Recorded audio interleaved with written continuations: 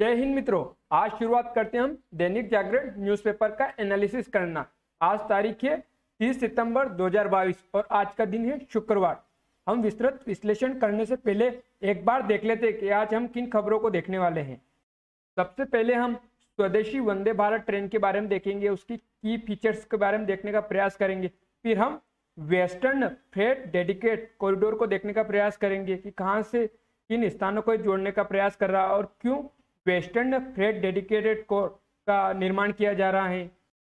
फिर हम अगली खबर देखेंगे कि सुप्रीम कोर्ट ने गर्भपात को लेकर क्या कहा और क्या अधिकार दिए महिलाओं को, और इससे संबंधित अन्य बातों को देखेंगे कि क्या है medical termination of pregnancy act.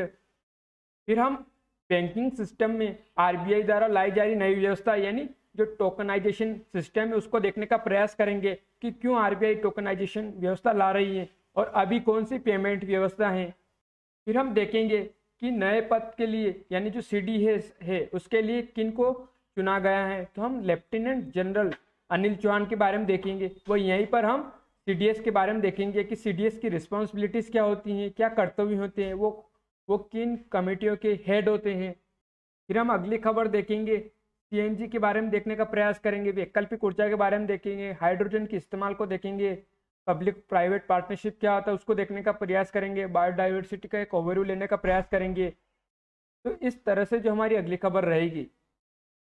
फिर अभिव्यक्ति में आप मदरसों की शिक्षा कितनी उपयोगी, तो इसे आप स्वयं पढ़ने का प्रयास कीजिएगा। इसे GS2 से जोड़कर देख सकते हैं, GS1 से जोड़कर देख सकते हैं हम। फिर अंत में हम ग्लोबल इनोवेशन इंडेक्स को देखने का प्रयास करेंगे, उसमें भारत की स्थिति को देखेंगे, भारत की स्थिति के सुधरने के पीछे के कारणों को देखने का प्रयास करेंगे। फिर रैंकिंग में पहले 10 स्थान में कौन है उनको देखने का प्रयास करेंगे। फिर हम अंतर्राष्ट्रीय संबंधों के लिहाज से हिंद प्रशांत क्षेत्र की महत्ता के बारे में देखेंगे। फिर हम दक्षिण चीन सागर है उसकी महत्ता के बारे में देखने का प्रयास करेंगे। फिर विदेश मंत्री ने अमेरिका में जो पत्रकारों के सम्मेलन से बातचीत करते हुए क्या कहा उसको देखने का प्रयास करेंगे। फिर हम देख लेंगे कि 36वें राष्ट्रीय खेलों का उद्घाटन पर पीएम बोले, तो 36वें राष्ट्रीय खेलों का उद्घाटन कहाँ हो रहा है, तो गुजरात में हो रहा है। तो 2015 के बाद इन खेलों की वापसी हो रही है। पिछली बार ये खेल केरल में हुए थे। 36वें राष्ट्रीय खेलों में 33 टीमें शिरकत कर रही हैं, जबकि 36 खेलों में खिलाड़ी खेलेंगे। तो हमें केवल 36वें जो राष्ट्रीय खेल है उसका एक ओवरव्यू, एक जानकारी लेनी थी कि कहाँ पर आयोजित हो रहे हैं, इससे पहले कहाँ पर आयोजित हो रहे हैं। आशा पारेख को आने वाले समय में दादा साहेब फाल्के अवार्ड से सम्मानित किया जाएगा। तो ये हमें केवल एक ऑब्जेक्टिव एग्जाम के पर्सपेक्टिव से देखना था। फिर हम उसके बाद आशा पारेख जी को देख लेंगे, दादा साहेब फाल्के अवार्ड के बारे में देख लेंगे कि क्या है ये अवार्ड, किनको दिया जाता है। फिर हम देखेंगे ग्लोबल इनोवेशन इंडेक्स को देखने का प्रयास करेंगे कि उसमें कौन से इंडेक्स को शामिल किया जाता है। फिर हम सीडीएस को देखने का प्रयास करेंगे, सीडीएस की रिस्पॉन्सिबिलिटीज क्या होती हैं, उसकी हिस्ट्री क्या है, ग्लोबल सिनेरियो में देखने का प्रयास करेंगे। फिर सीडीएस कहाँ पर स्टैंड करता है उसको देखने का प्रयास करेंगे। फिर हम वंदे भारत का एक जीआई फाइल देखने का प्रयास करेंगे। फिर इसके इंटीरियर व्यू को देखने का प्रयास करेंगे। फिर जो वंदे भारत एक्सप्रेस है उसके की फीचर्स को देखने का प्रयास करेंगे, उसकी शताब्दी एक्सप्रेस से उसकी स्पीड की तुलना करने का प्रयास करेंगे। फिर उसके बाद देखेंगे कि इसमें क्या एमिनिटीज यानी क्या सुविधा दी गई है वंदे भारत एक्सप्रेस में। फिर हम जो ईस्टर्न एंड वेस्टर्न जो डेडिकेटेड फ्रेट कॉरिडोर है उसको देखने का प्रयास करेंगे, इसके निर्माण क्यों किया जा रहा है, इसके पीछे की वजह क्या है उसको देखने का प्रयास करेंगे। फिर उसके बाद एक अन्य मैप के थ्रू समझने का प्रयास करेंगे वेस्टर्न डेडिकेटेड फ्रेट कॉरिडोर को, ईस्टर्न डेडिकेटेड फ्रेट कॉरिडोर को। फिर हम सी से संबंधित जो टेरिस्ट्रियल सी है, कंटिजियस जोन है, एक्सक्लूसिव इकोनॉमिक जोन है, हाई सी है, उनको समझने का प्रयास करेंगे। फिर हम देखेंगे कि जो डिस्प्यूटेड रीजन है साउथ चाइना सी में उसको देखने का प्रयास करेंगे। फिर अनक्लोज को देखेंगे। फिर उसके बाद जो साउथ चाइना सी उसकी महत्ता को समझने का प्रयास करेंगे कि उसकी इंपॉर्टेंस क्यों है, क्यों चीन उस पर अपना दावा करने का प्रयास कर रहा है, क्यों देशों जो द्वीपीय देश है उसके आसपास के वो उनके बीच में विवाद बना हुआ है उसको देखेंगे। फिर हम इंडो पैसिफिक जो रीजन है उसके बारे में देखेंगे, उसकी महत्ता को बारे में देखेंगे कि क्यों आज ग्लोबल सिनेरियो में या ग्लोबल पॉलिटिक्स में आज इंडो पैसिफिक की इतनी महत्ता बढ़ती जा रही है। फिर एक अन्य मैप के थ्रू या पिक्चर के थ्रू समझने का प्रयास करेंगे इंडो पैसिफिक रीजन के जो इम्पोर्टेंस है उसको। फिर हम गुजरात में देखने का प्रयास करेंगे, जो लोक सिस्टम है उसको देखने का प्रयास करेंगे कि किस तरह से जो लोक सिस्टम है वो वर्क करता है। फिर हम देखेंगे कि जो बिल्ड ऑपरेट और ट्रांसफर वाला मॉडल क्या होता है, किस तरह से काम करता है। फिर हम सीएनजी के बारे में देखने का प्रयास करेंगे, सीएनजी से संबंधित जो फैक्ट्स हैं उनको देखेंगे।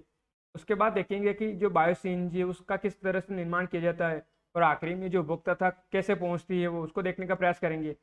फिर हम हाइड्रोजन की यूजेस के बारे में देखेंगे कि हाइड्रोजन का उपयोग कहाँ कहाँ किया जाता है। फिर हम पब्लिक प्राइवेट पार्टनरशिप को देखने का प्रयास करेंगे कि पब्लिक प्राइवेट पार्टनरशिप के क्या बेनिफिट्स है, क्या डिसएडवांटेज है। फिर हम गुजरात में देखने का प्रयास करेंगे, धोलेरा स्पेशल इकोनॉमिक जोन को देखने का प्रयास करेंगे, भावनगर को देखने का प्रयास करेंगे। फिर हम देखेंगे कि जो वंदे भारत एक्सप्रेस है गुजरात से महाराष्ट्र के बीच में चलाई जाएगी, तो उसके बीच में कौन कौन से रूट्स हैं उनको देखने का प्रयास करेंगे। फिर हम देखेंगे जहाँ भावनगर में जो सीएनजी टर्मिनल्स है और जो गुजरात के अन्य जो स्थान है उनको भी देखने का प्रयास करेंगे। फिर हम एक जीआई फाइल से बायोडाइवर्सिटी को समझने का प्रयास करेंगे। यहाँ पर हम एक संक्षिप्त परिचय करेंगे बायोडाइवर्सिटी का। फिर हम देखेंगे कि जो मेजर पोर्ट्स है वो कौन से हैं इंडिया में, उनको देखने का प्रयास करेंगे। फिर एक पोर्ट्स का हम जीआई फाइल के थ्रू समझने का प्रयास करेंगे, किस तरह से जो शिप्स उनमें लोडिंग होती है, अनलोडिंग होती हैं। फिर हम देखेंगे कि सुप्रीम कोर्ट ने गर्भपात को लेकर कहा, तो देखने का प्रयास करेंगे कि गर्भपात को लेकर क्या है कानून, उसको देखने का प्रयास करेंगे। फिर हम देखेंगे medical termination of pregnancy act 1971, फिर उसमें क्या इशू थे। फिर medical termination of pregnancy bill 2020 था, उसमें क्या अमेंडमेंट लाने की बात की गई थी, और एमटीपी से संबंधित अन्य बातों को देखने का प्रयास करेंगे।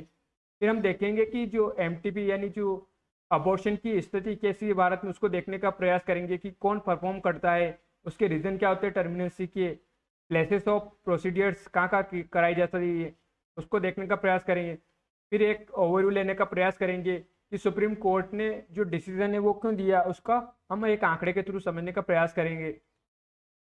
फिर हम देखेंगे जो अबॉर्शन है उसमें कितनी महिलाओं की मृत्यु हो जाती है अबॉर्शन में, उसकी वजह क्या आती हैं, मैटरनल मोर्टेलिटी रेट को यहीं से जोड़ने का प्रयास करेंगे हम। फिर अंत में हम एक गूगल मैप के थ्रू जिन स्थानों का हम जिक्र करेंगे उन सबको आखिरी में हम गूगल मैप के थ्रू देखने का प्रयास करेंगे। तो इस तरह से आज हमारे चर्चा के विषय रहेंगे। तो आइए शुरुआत करते हैं हमारी पहली खबर से।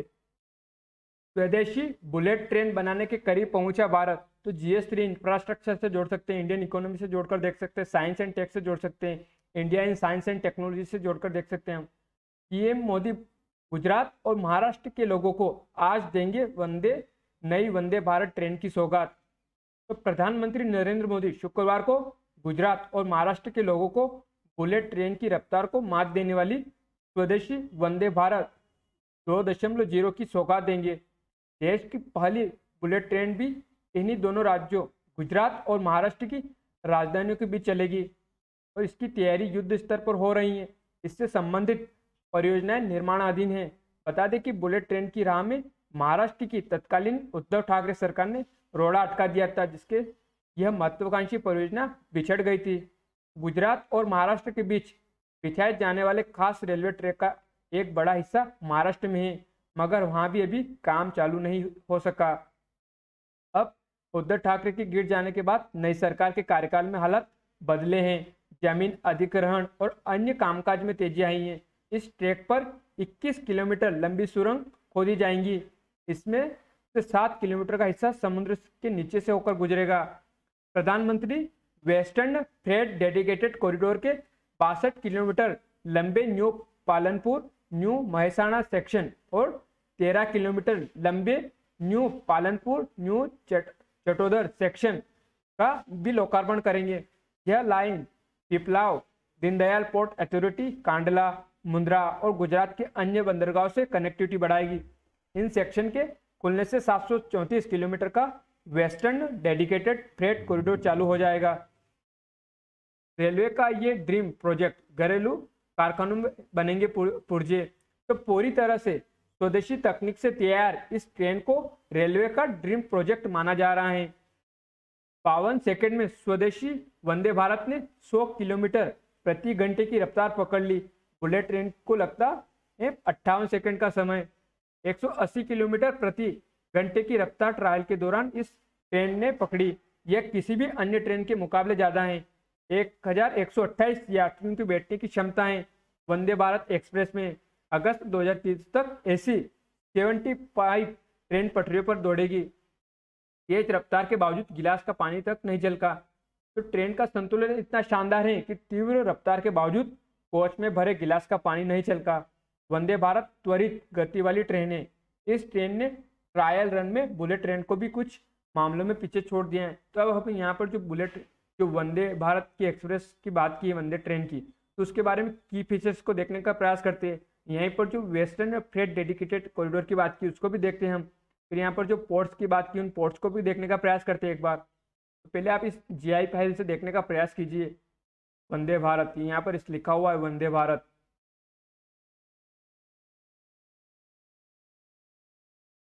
एक अन्य मैप के थ्रू समझने का प्रयास कीजिए। ये अंदर का इंटीरियर लुक दिखाया हुआ है वंदे भारत का कि किस तरह का सेटिंग सिस्टम है अंदर। फिर आप देखने का प्रयास कीजिए कि ट्रेन के सामने का फ्रंट कैसा दिखाई देता है अंदर से, जब जो लोको पायलट से वो चलाते तब कैसा दृश्य दिखाई देता है उसको देखने का प्रयास कीजिए। फिर अब हम जो की फीचर्स है वंदे भारत एक्सप्रेस के उसको देखने का प्रयास करते। The new Vande Bharat express, India second indigenous build engine less train will play between Delhi and Katra. तो ये पहले जहाँ शुरू की थी वहाँ का बताया हुआ, लेकिन हम इसके की फीचर्स को देख लेते हैं। तो इंजन लेस, तो self propelled in train, air all air conditioner, chair car service, 16 coaches, stone pelting protection on window, यानी जो पत्थर से सुरक्षा के लिए जो इसके सिस्टम है वो बनाए गए हैं। यानी जो कांच पर जो पत्थर मार देते थे पहले की ट्रेनों में जिससे कांच टूट जाते थे, तो उससे इसको प्रोटेक्शन दी गई है। सीसीटीवी सर्विलांस, तो जीपीएस बेस्ड इंफॉर्मेशन सिस्टम लगाया गया है, वाईफाई है। अब इसकी वंदे भारत वर्सेस शताब्दी की तुलना की गई है।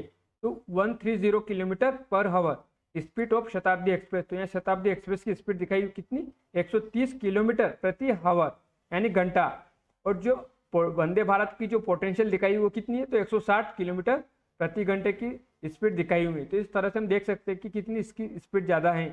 इसके हमने की फीचर्स को देखने का प्रयास किए। अब इसके अंदर जो एम्यूनिटीज है उसको देखने का प्रयास करते हैं। State of the art amenities, तो सीसीटीवी से लेस है, ऑन बोर्ड वाईफाई है, GPS based passenger information system है, डिसेबल फ्रेंडली यानी जो विकलांग व्यक्ति रहते हैं उनकी मित्रता है, मतलब उससे संबंधित है, मतलब उनकी जो सुविधाएं चाहिए वो सब इसमें मुहैया कराई गई है।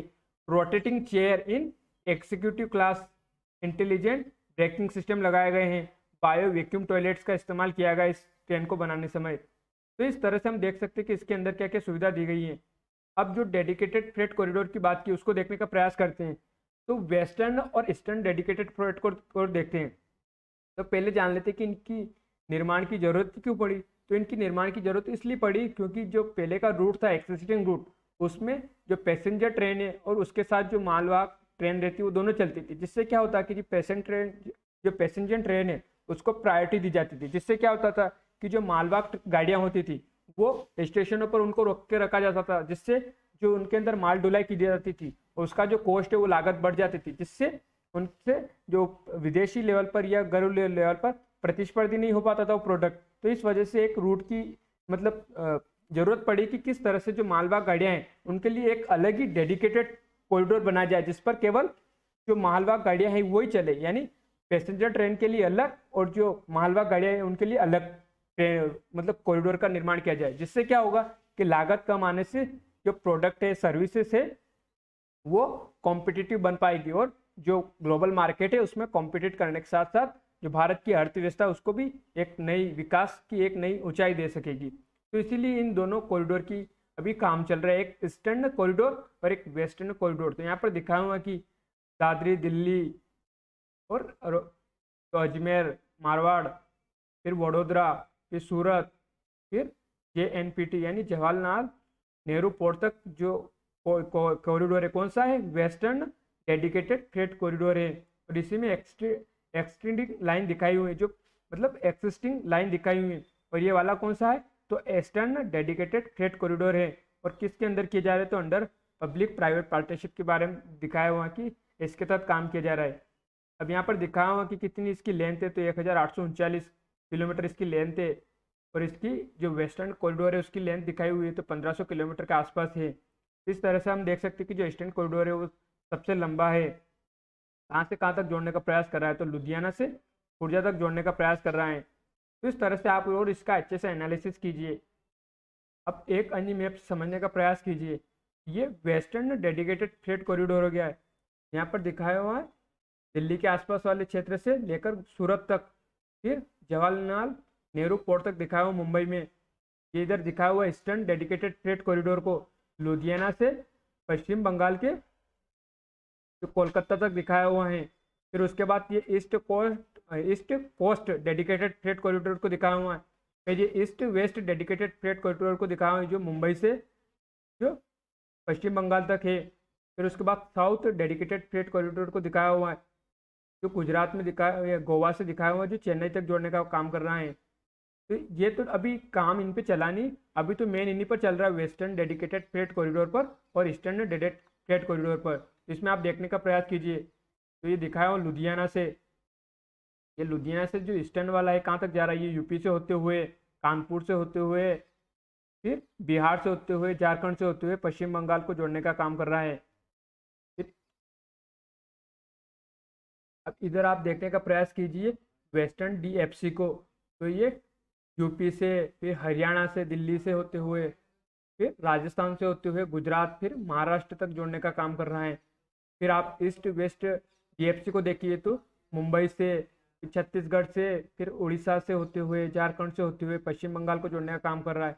फिर ईस्ट कोस्ट डीएफसी को देखिए तो कहाँ से जोड़ रहा है, आंध्र प्रदेश से, उड़ीसा से, फिर पश्चिम बंगाल से। ये साउथ डीएफसी को देखिए तो ये महाराष्ट्र, माफ कीजिए कर्नाटक, आंध्र प्रदेश और इधर तमिलनाडु वाला क्षेत्र आ गया है, तो इधर भी जोड़ने का काम कर रहा है। ये गोवा वाला क्षेत्र हो गया। तो इस तरह से आप इसको और अच्छे से एनालिसिस कीजिए। दिखा वहाँ पे कि सेंक्शन प्रोजेक्ट कौन से, तो हम जिसकी बात कर रहे थे अभी वेस्टर्न डीएफसी और जो ईस्टर्न डीएफसी उनको मतलब अनुमति दे दी गई है प्रोजेक्ट के लिए। और ये फ्यूचर प्रोजेक्ट दिखाए हुए हैं। कौन कौन से थे फ्यूचर प्रोजेक्ट, तो एक इसकी बात करनी, ईस्ट वेस्ट डीएफसी की बात की हमने, एक ये ईस्ट कोस्ट की बात की, ये भी अभी आगे आने वाले समय में भी एक फ्यूचर प्रोजेक्ट्स रखे गए हैं। इसमें दिखाया हुआ नॉर्थ साउथ डीएफसी, तो नॉर्थ साउथ डीएफसी में देखने का प्रयास कीजिए आप, तो यूपी से, राजस्थान से, एमपी से, महाराष्ट्र से, तेलंगाना से और आंध्र प्रदेश से जोड़ने का काम कर रहे हैं। तो ये फ्यूचर वाले हैं। तो इस तरह से हमको इसको देखना था। अब देखते हैं अगली खबर को। सभी महिलाओं को गर्भपात का अधिकार, GS2 राज्य स्तर, GS3 हेल्थ से जोड़कर देख सकते हैं। तो बच्चों को जन्म देने और गर्भपात के अधिकार पर सुप्रीम कोर्ट का अहम फैसला। तो पहले हम देख लेते हैं कि जो मामला है वो क्या था। तो 25 वर्षीय अविवाहित महिला ने दिल्ली हाई कोर्ट में याचिका दायर कर 24 सप्ताह पूरे होने से पहले गर्भपात की अनुमति मांगी थी। 15 जुलाई को 24 सप्ताह पूरे हो रहा था। हाई कोर्ट ने कहा कि MTP कानून के तहत गर्भपात की अनुमति नहीं दी जा सकती क्योंकि गर्भ सहमति से संबंध बनाने के कारण हुआ था और याचिकाकर्ता अविवाहित हैं। इसके बाद महिला ने सुप्रीम कोर्ट का दरवाजा खटखटाया और इस याचिका पर शीर्ष अदालत ने यह निर्णय दिया। तो अब हम देखते हैं कि सुप्रीम कोर्ट ने क्या निर्णय दिया। तो सुप्रीम कोर्ट ने बच्चों को जन्म देने और गर्भपात को लेकर ऐतिहासिक निर्णय सुना है। इसके तहत देश की सभी महिलाओं को गर्भपात कराने का कानूनी अधिकार दिया गया है। कोर्ट ने गुरुवार को मेडिकल टर्मिनेशन ऑफ प्रेगनेंसी यानी MTP एक्ट की व्याख्या करते हुए कहा, अविवाहित और अविवाहित सभी महिलाओं को कानून सम्मत तरीके से 20 से 24 सप्ताह के बीच गर्भपात कराने का अधिकार है। सुप्रीम कोर्ट ने कहा कि दुष्कर्म की परिभाषा में वैवाहिक दुष्कर्म भी शामिल है। यह फैसला justice DY Chandrachud, AS Bopanna और JP पार्डीवाला की पीठ ने एक अविवाहित महिला की याचिका पर सुनवाया था। तो अभी हमने देख लिया कि जो ये मामला था ये क्या था। कोर्ट ने कहा कि सिर्फ विवाहित महिलाओं को कानूनन गर्भपात का अधिकार होने की बात मान लेना, इस रूढ़िवादी सोच को मानना होगा कि सिर्फ विवाहित महिलाएं यौन गतिविधियों में लिप्त होती हैं। विवाहित और अविवाहित महिलाओं के बीच यह कृत्रिम भेद संवैधानिक कसौटी पर नहीं टिक सकता। कानून का लाभ दोनों को समान रूप से मिलेगा। MTP एक्ट में विवाहित दुष्कर्म को भी शामिल मानते हुए व्याख्या देते हुए कोर्ट ने कहा कि नियम 3B में दिए गए शब्द यौन हमला या दुष्कर्म में पति द्वारा किया गया यौन हमला या दुष्कर्म भी शामिल है। कोर्ट ने कहा कि दुष्कर्म और विवाहित दुष्कर्म का अर्थ सिर्फ MTP एक्ट, MTP रूल और इसके तहत बनाए गए नियमों के संदर्भ में समझा जाएगा। इसकी किसी अन्य व्याख्या से महिला को उस साथी के बच्चे को जन्म देने पालने को मजबूर करना होगा जो उसे शारीरिक और मानसिक रूप से चोट पहुंचाता है। कोर्ट ने जैकी लूना को उद्धव करते हुए कहा कि बच्चे को जन्म देना जैविक भी है और राजनीतिक भी। इससे शरीर पर तो प्रभाव पड़ता ही है, राजनीतिक, सामाजिक और आर्थिक ढांचे पर भी असर होता है। गर्भपात के लिए महिला की सहमति ही पर्याप्त। अदालत ने कहा कि कानूनी पचड़े में पड़ने का डॉक्टर का भी भय सुरक्षित गर्भपात के लिए एक बाधा बना हुआ है। हालांकि इस बारे में महिला की सहमति ही पर्याप्त है। अगर महिला नाबालिग या मानसिक रूप से अस्वस्थ है तो उसके संरक्षक की सहमति जरूरी है। चिकित्सकों को गर्भपात के लिए महिला पर गैरकानूनी शर्तों लगाने से बचना चाहिए। उन्हें सिर्फ यह सुनिश्चित करना चाहिए कि एमटीपी एक्ट का पालन किया जा रहा है या नहीं। अब सुप्रीम कोर्ट ने क्या कहा, तो कानून होने के बावजूद सुरक्षित गर्भपात कराने में आने वाली बाधाओं के चलते महिला असुरक्षित गर्भपात को मजबूर होती हैं। गर्भपात के लिए पर्याप्त ढांचे का संसाधनों का अभाव, जानकारी की कमी, सामाजिक कलंक और कुछ मामलों में गोपनीय तरीके से सुरक्षित देखभाल उपलब्ध नहीं होना एक चिंताजनक है। अब हम देखते हैं कि जो फैसला दिया है इसके मायने क्या हैं। तो सुप्रीम कोर्ट का यह फैसला महिलाओं के प्रजनन अधिकार की स्वैच्छा पर मोहर लगाता है। इसका समाज पर दूरगामी प्रभाव पड़ेगा। अदालत ने कानून सम्मत तरीके से तय अवधि में गर्भपात का अधिकार और स्वायत्ता देने में विवाहित, अविवाहित, एकल महिला सबको बराबरी पर रखा है। यह पहला मौका है जब दुष्कर्म की परिभाषा में वैवाहिक दुष्कर्म को भी शामिल किया गया है। हालांकि वैवाहिक दुष्कर्म का मामला सुप्रीम कोर्ट में अभी लंबित है। इस निर्णय ने भारतीय महिलाओं को जो अधिकार दिया है उसके लिए अमेरिका, कई पश्चिमी देशों की महिलाएं लड़ाई लड़ रही हैं। अब हम देखते हैं कि जो यहाँ पर चिंता जाहिर की थी सुप्रीम कोर्ट ने, तो उसको आंकड़ों के थ्रू समझने का प्रयास करेंगे हम। तो आप यहाँ पर देखने का प्रयास कीजिए। तो गर्भपात को लेकर क्या है कानून, तो गर्भावस्था के कारण चरण दिखाए हुए और एमटीपी संशोधन कानून 2021 दिखाए हुए। तो 20 हफ्ते तक एक डॉक्टर की सलाह से अबॉर्शन कराया जा सकता है। 20 से 24 हफ्ता तक कुछ कैटेगरी की महिला को 2 डॉक्टर की सलाह से, 24 हफ्ता से अधिक तो भ्रूण के अत्यधिक विकृत होने पर ही मेडिकल बोर्ड की सलाह से जो गर्भपात है वो कराया जा सकता है। और सुप्रीम कोर्ट के नए आदेश के बाद कोई भी गर्भवती महिला 24 हफ्ते तक गर्भपात करा सकती है, यानी विवाहित और अविवाहित दोनों गर्भपात करा सकती हैं। अब हम देखते हैं medical termination of pregnancy act 1971 और medical termination of pregnancy amendment bill 2020 को देखते हैं। जो 1971 का था उसमें क्या इशू थे, उसमें कितने सप्ताह तक की अनुमति थी, और 2020 में जो संशोधन किया गया है उसमें क्या सप्ताह रखे गए और कितनी समय तक गर्भपात कराया जा सकता है। 1971 में अधिनियम गर्भावस्था की समाप्ति के लिए 20 सप्ताह की सीमा निर्धारित करता था। अब इसके साथ इशू विद एक्ट क्या थे, यानी अधिनियम के साथ क्या मुद्दे थे, तो 20 सप्ताह की सीमा कुछ हद तक मनमाना है। जब भ्रूण को काफी विकसित कहा जाता है तो अक्सर 18 से 22 सप्ताह के बीच पैरों में खराबी का पता चलता है। फिर medical termination of pregnancy amendment bill 2020 इसको देखने का प्रयास करते हैं। तो इसमें दिखाया कि करंट सिनेरियो में जो 12 वीक तक एक डॉक्टर की सलाह से गर्भपात कराया जा सकता है, 12 से 20 सप्ताह के बीच में 2 डॉक्टर की सलाह से गर्भपात कराया जा सकता है। फिर अमेंडमेंट बिल में दिखाया कि एक डॉक्टर की सलाह से 20 सप्ताह के भीतर गर्भपात कराया जा सकता है। 2 डॉक्टर की सलाह से बिटवीन 20 एंड 24 वीक्स के बीच में जो अबॉर्शन है उसको कराया जा सकता है। अब यहाँ पर दिखाया हुआ है कि यह विधेयक राज्य स्तर के मेडिकल बोर्ड का गठन करता है जो यह तय करता है कि भ्रूण में पर्याप्त असामान्यता के मामले में 24 सप्ताह के बाद गर्भावस्था को समाप्त किया जा सकता है या नहीं। बलात्कार के कारण गर्भपात की आवश्यकता वाले मामले में जो 24 सप्ताह से अधिक हैं, एक रिट याचिका के माध्यम से एकमात्र सहारा था। तो इसमें भी अब जो मेडिकल बोर्ड है उसकी अनुमति से लिया जा सकता है। विधेयक में केवल विशेषज्ञता वाले डॉक्टर द्वारा ही गर्भपात कराने की अनुमति दी जाएगी। इस तरह से हम देख सकते हैं कि जो अमेंडमेंट बिल है उसमें क्या प्रावधान रखे गए हैं। अब हम एक अन्य मैप के थ्रू समझने का प्रयास करते हैं। Unplanned pregnancy leading cause of abortion in India. तो वो परफॉर्म्ड यानी कौन अबॉर्शन करता है, तो डॉक्टर को दिखाया हुआ, फिर सेल्फ, फिर नर्सेस, फिर फ्रेंड, रिलेटिव, फिर अदर्स। तो सबसे ज़्यादा आप देखने का प्रयास कीजिए तो डॉक्टर्स और सेल्फ सबसे ज़्यादा परफॉर्म करते हैं अबॉर्शन करने में। फिर दिखाया है कि रीज़न फॉर टर्मिनेशन, यानी जो गर्भपात कराने के कारण क्या होते हैं, तो फीमेल पोटस यानी जो भ्रूण है उसमें अनियमितता पाने पर इकोनॉमिक रीजन हो सकते हैं।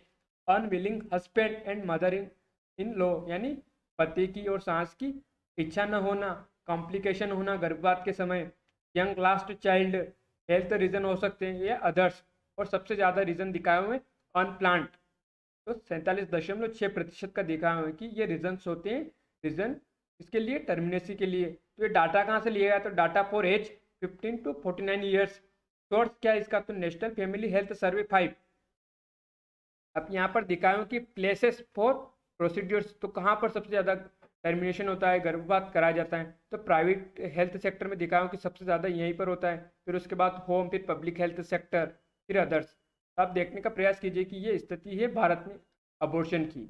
अब एक अन्य मैप के थ्रू और अच्छे समझते हैं हम। अब यहाँ पर दिखा हुआ है operation save, 7 million abortion are conducted a year in India. तो 7 मिलियन जो अबॉर्शन है, जो गर्भपात है, वो कंडक्ट किए जाते हैं इंडिया में, जिसमें से 50% ही लीगली कंडक्ट की जाती है और 50% जो इलीगली जो ऑपरेशन है वो कंडक्ट किया जाता है गर्भपात का। इसमें दिखाया हो कि 8% of woman opting for abortion die due to complication arising from unsafe procedure. तो 8% महिलाओं की जो मृत्यु है अबॉर्शन के समय, जो कॉम्प्लिकेशन अराइज होता है उसके कारण मृत्यु हो जाती है अनसेफ प्रोसीजर अपनाने की वजह से। 22 million unsafe abortion are reported globally every year. दिखाया कि 22 जो मिलियन है वो अनसेफ अबॉर्शन जो रिपोर्ट किए जाते हैं पूरे विश्व में हर साल। अब यहाँ पर दिखा हुआ है कि जो 13 people die from unsafe abortion every day in India. तो दिखाओ कि जो 13 पीपल से वो डाई हो जाती है अनसेफ अबॉर्शन के कारण every day in India. Unsafe abortion is the third leading cause of maternal mortality rate in India. तो जो मातृत्व मृत्यु दर है उसका जो कारण है, तो उसमें तीसरे नंबर पर आता है unsafe abortion. 2/3 of all abortion in India, 9 biggest state are unsafe. तो 2/3 जो अबॉर्शन होता है उसमें से दिखाया हो कि जो 9 स्टेट है उनमें अनसेफ स्थिति दिखाई हुई है कि वहाँ पर अनसेफ अबॉर्शन होता है। Abortion stigma kills, making abortion safe, legal and accessible, save lives. तो इस तरह से हमें देखना था अबॉर्शन की स्थिति क्या है भारत में, इसको लेकर सुप्रीम कोर्ट ने क्या कहा है, इससे संबंधित कानून क्या है, कितने सप्ताह तक अबॉर्शन कराया जा सकता है, कितने डॉक्टर की सलाह लेनी जरूरी है। इस तरह से हमको इस खबर को देखना है। इस स्थिति से हमने यहाँ पर देखने का भी प्रयास किया है कि इसके टर्मिनेशन के कारण क्या होते हैं, कौन परफॉर्म करता है, कहाँ परफॉर्म मतलब प्रोसीडर की जाती है। इस तरह से इस खबर को हमें देखना था। तब बढ़ते हैं अगली खबर पर। अब ज़्यादा सुरक्षित होगा आपके क्रेडिट और डेबिट कार्ड का डाटा। तो GST science and tech security से जोड़ सकते हैं, बैंकिंग सिस्टम से जोड़कर देख सकते हैं। तो टोकनाइजेशन 1 अक्टूबर से सभी पेमेंट गेटवे के लिए अनिवार्य हो जाएगी टोकनाइजेशन की व्यवस्था। पेमेंट गेटवे या ऐप के पास अब एनक्रिप्टेड टोकन के रूप में रहेगी ग्राहक के कार्ड की जानकारी। तो कई बार ऐसी खबरें पढ़ने को मिल जाती हैं कि किसी ऐप के सर्वर पर साइबर हमले में उसके ग्राहक का क्रेडिट या डेबिट कार्ड से संबंधित डाटा लीक हो गए हैं। इसी आशंका से कई लोग ऑनलाइन पेमेंट के दौरान संबंधित ऐप पर अपना डाटा सेव नहीं करते। इससे उन्हें बार बार पेमेंट करते समय कार्ड की पूरी जानकारी डालनी पड़ती है। 1 अक्टूबर से आपकी यह चिंता दूर हो जाएगी। रिजर्व बैंक ने पेमेंट गेटवे और ऐप्स के लिए अनिवार्य टोकनाइजेशन की व्यवस्था लागू कर दी है। 1 अक्टूबर से यह व्यवस्था प्रभावी हो जाएगी। इस व्यवस्था से किसी पेमेंट गेटवे या ऐप के रास्ते क्रेडिट या डेबिट कार्ड के डाटा में चेन लगाना संभव नहीं रह जाएगा। ऑनलाइन पेमेंट बढ़ने से साइबर फ्रॉड के मामले बढ़े हैं। रिजर्व बैंक धोखाधड़ी के ऐसे मामले पर लगाम लगाने के लिए लगातार प्रयास कर रहा है। अब देखते हैं कि ये व्यवस्था है किस तरह से काम करेगी। तो टोकनाइजेशन की व्यवस्था में ग्राहकों को ऊपरी तौर पर कोई बदलाव नहीं दिखेगा। बदलाव डाटा को सेव करने के तरीके में हुआ है। टोकनाइजेशन की व्यवस्था में जब हम सेव का विकल्प चुनेंगे तब संबंधित बैंक एक टोकन जनरेट करेगा और हमारी कार्ड की डिटेल के बदले उस गेटवे या ऐप पर वही एनक्रिप्टेड टोकन सेव होगा। उस टोकन का प्रयोग केवल वह गेटवे या ऐप ही संबंधित बैंक के माध्यम से ही कर सकेंगे। किसी कार्ड के लिए हर पेमेंट गेटवे या ऐप पर अलग टोकन जनरेट होगा। गेटवे या ऐप पर सेल लगने की स्थिति में हैकर उस टोकन में से कोई जानकारी नहीं ले सकेंगे। दोबारा पेमेंट करते समय हम पहले की तरह कार्ड के आखिरी 4 नंबर नजर आएंगे और सीवीवी व ओटीपी डालकर पेमेंट हो जाएगा। अब देख लेते कि जो अभी है वो अभी कौन सी पेमेंट सिस्टम चल रहा है। तो जब हम कोई ऑनलाइन पेमेंट करते हैं तो कार्ड डिटेल सेव का विकल्प मिलता है। इससे अगली बार पेमेंट करते समय हम पूरी तरह डिटेल दोबारा नहीं भरनी पड़ती, बस सीवीवी और ओटीपी से पेमेंट हो जाता है। इस प्रक्रिया में संबंधित गेटवे या ऐप कार्ड की पूरी डिटेल अपने पास सेव कर लेते हैं। इस व्यवस्था को कार्ड ऑन फाइल कहा जाता है। तो इस तरह से हमें देखना है कि जो नई व्यवस्था टोकनाइजेशन व्यवस्था वो क्या है, अभी फिलहाल में कौन सी पेमेंट व्यवस्था चल रही है, इसे लाने के पीछे क्या वजह थी। तो इस तरह से हमको इसको बैंकिंग सिस्टम से भी जोड़कर देख सकते हैं। तो अब बढ़ते हैं अगली खबर पर। सीडीएस के तौर पर आज पदभार संभालेंगे lieutenant general retired Anil Chauhan. तो lieutenant general retired Anil Chauhan शुक्रवार को नए चीफ ऑफ डिफेंस स्टाफ के तौर पर पदभार संभालेंगे। वह सैन्य मामलों के विभाग के सचिव की जिम्मेदारी भी संभालेंगे। वह जनरल बिपिन रावत की जगह लेंगे। पूर्व सीडीएस जनरल रावत की हेलीकॉप्टर दुर्घटना में मृत्यु के बाद बीते करीब 10 माह से यह पद खाली था। जनरल रावत के बाद लेफ्टिनेंट जनरल चौहान देश के दूसरे सीडीएस बनेंगे। अब इनके बारे में बात कर लेते हैं, जनरल चौहान के बारे में। तो पुलवामा में आतंकी हमलों के बाद 2019 में जब भारत ने पाक के अंदर बालाकोट में जैश-ए-मोहम्मद के आतंकी प्रशिक्षण शिविरों पर एयर स्ट्राइक की थी, उस समय अनिल चौहान सैन्य अभियानों के महानिदेशक थे। तब हम देखते हैं कि जो यहाँ पर सीडीएस की बात की, तो सीडीएस को देखने का प्रयास करते हैं। अब हम सीडीएस के रूप में जिम्मेदारियों को देख लेते हैं। तो सरकार को एकल बिंदु सैन्य सलाह प्रदान करना, देश के सामरिक संसाधनों और परमाणु शस्त्रागारों का बेहतर प्रबंधन करना, अंतर सेवा सिद्धांत, योजना, खरीद और संचालन संबंधी समस्याओं का समाधान करके थल सेना, भारतीय वायुसेना के बीच तालमेल बिठाने का काम करना, रक्षा मंत्रालय के साथ मुख्यालय के वास्तव में एकीकृत करें और नागरिक सेवा का विभाजन का काम करें, दीर्घकालिक रक्षा योजना और खरीद प्रक्रिया को कारगर बनाना, ये सब सीडीएस की रिस्पॉन्सिबिलिटीज होती है। अब हम इनकी हिस्ट्री को देखने का प्रयास करते हैं। 1999 के कारगिल संघर्ष के बाद GOM की रिपोर्ट के बाद इस पद की सिफारिश की गई थी कि एक सीडीएस का पद होना चाहिए जो नेवी, एयरफोर्स और आर्मी के बीच में एक तालमेल बिठाने का काम करे, यानी एक सिंगल पॉइंट मिलिट्री हो जो सरकार को एडवाइस कर सके। अब हम ग्लोबल सिनेरियो की बात करते हैं। तो सैन्य योजना और संचालन में एकीकरण के लिए 70 से अधिक देशों जैसे अमेरिका, ब्रिटेन, फ्रांस, जर्मनी आदि में सीडीएस जैसे पद हैं। अब यहाँ पर दिखा हूँ कि general Bipin Rawat India first chief of defence staff, यह उनके बारे में दिया हुआ है। अब हम एक अन्य मैप के थ्रू समझने का प्रयास करते हैं कि जो सीडीएस है वो कहाँ पर स्टैंड करते हैं। तो सीडीएस 3 एकल सेवा संगठनों को एक निर्बाध एकीकृत लड़ाकू लड़ाई में बदलने के लिए है। तो यहाँ पर दिखाया हुआ सीडीएस के बारे में, यहाँ पर दिखाया हुआ कि chief of army staff general Bipin Rawat जो अब हमारे बीच में नहीं रहे, फिर चीफ ऑफ एयर स्टाफ, फिर चीफ ऑफ नेवल स्टाफ। तो दिखाया हुआ है कि ये डिफेंस मिनिस्ट्री यानी जो रक्षा मंत्री हमारे राजनाथ सिंह जी वो इन तीनों से ऊपर हो गए इन फ्यूचर। अब यहाँ पर दिखा हुआ डिफेंस सेक्रेटरी जो अनिल चौहान भी दोनों पद निभाएंगे, एक तो सीडीएस का भी और एक डिफेंस सेक्रेटरी का भी पद वही निभाएंगे। अब हम देखते हैं इन फ्यूचर, तो चीफ ऑफ डिफेंस स्टाफ के बारे में देख लेते हैं। रोल एंड रिस्पॉन्सिबिलिटीज, एक निश्चित कार्यकाल वाला वरिष्ठ अधिकारी होता है, एकमात्र बिंदु सरकार के सैन्य सलाहकार के रूप में काम करेगा, अधिग्रहण और परियोजनाओं को प्राथमिकता देगा कि किन परियोजनाओं को प्राथमिकता देनी है। सशस्त्र बलों में संयुक्तता यानी जॉइंटनेस सुनिश्चित करने के लिए तीनों सेवाओं अपने अभियानों के बीच समन्वय बढ़ाएगी, यानी जो तीनों सेनाओं की बात की उनके बीच में एक जॉइंटनेस का काम करेगा, यानी नेवी में, फिर आर्मी में, फिर एयर में, जो तीनों सेना है उनमें एक कोऑर्डिनेशन का काम करेगा एक तरह से, यानी एक सिंगल पॉइंट होगा जो सरकार को सलाह करने का काम करेगा। अब देख लेते हैं ये किस कमेटी का हेड होता है। तो चीफ ऑफ स्टाफ कमेटी का हेड होता है, strategic force command nuclear weapons का हेड होता है, डिफेंस साइबर एजेंसी का हेड होता है, डिफेंस स्पेस एजेंसी का हेड होता है, फिर डिफेंस स्पेशल ऑपरेशनल डिवीजन का हेड होता है, अंडमान एंड निकोबार कमांड का हेड होता है।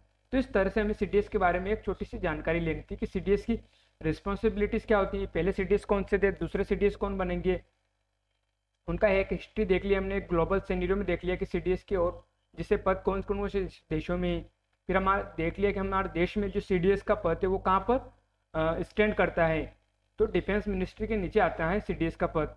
तो इस तरह से हमें इस खबर को देखना था। अब देखते हैं हम अगली खबर को। गुजरात की लंबी समुद्री सीमा भारत के विकास को द्वार, मोदी। तो जय इंडियन इकोनॉमी से जोड़कर देख सकते हैं।